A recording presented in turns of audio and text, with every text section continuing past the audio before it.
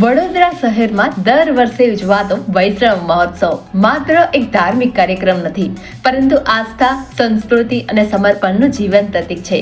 ખાસ કરીને નવલખી ગ્રાઉન્ડ ખાતે યોજાતો આ મહોત્સવ વૈષ્ણવ સંપ્રદાયના અનુયાયીઓ માટે એક મહાપર્વ સમાન ગણાય છે. અહીં હજારો શ્રદ્ધાળુઓ ભેગા થઈ ભક્તિ રસમાં ડૂબી જાય છે. વડોદરા હંમેશા સંસ્કૃતિ અને ધર્મનું કેન્દ્ર રહ્યું છે.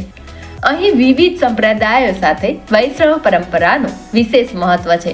મંદિરો, આશ્રમ અને ધાર્મિક ઉત્સવો વડોદરાની ઓળખ બની ગઈ છે. વૈષ્ણવ સંપ્રદાય ભગવાન વિષ્ણુ અને તેમના અવતારો, ખાસ કરીને શ્રી કૃષ્ણની ઉપાસનામાં માનતા ભક્તોનો સંપ્રદાય છે. ભક્તિ, પ્રેમ અને સમર્પણ એ વૈષ્ણવ ધર્મના મુખ્ય સ્તંભો છે. નામ સ્મરણ અને ભજન કીર્તન એ તેમની સાધનાઓનો મુખ્ય ભાગ છે. નવલખી ગ્રાઉન્ડ વડોદરાનું જાણીતું મેદાન છે. વિશાળ વિસ્તાર, સરળ પહોંચ અને સુવ્યવસ્થિત માળખું હોવાથી મોટા ધાર્મિક કાર્યક્રમો માટે આ જગ્યા આદર્શ ગણાય છે. આ ગ્રાઉન્ડ માત્ર જગ્યા નથી, પરંતુ હજારો લોકોની આસ્થા અહીં સાકાર થાય છે. વૈષ્ણવ મહોત્સવ દરમિયાન નવલખી ગ્રાઉન્ડ એક આધ્યાત્મિક નગર બની જાય છે. જાણે આ જગ્યા એક સ્વર્ગ જેવી બની ગઈ.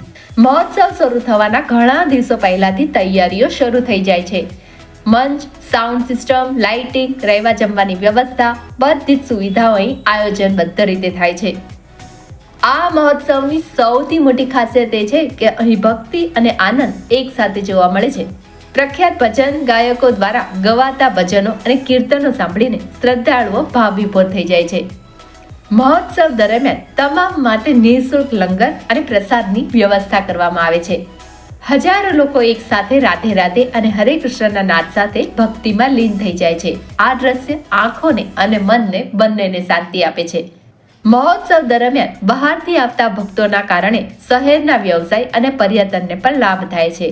લોકોના જીવનમાં આધ્યાત્મિકતા પ્રત્યે રસ વધે છે અને સકારાત્મક પરિવર્તન આવે છે.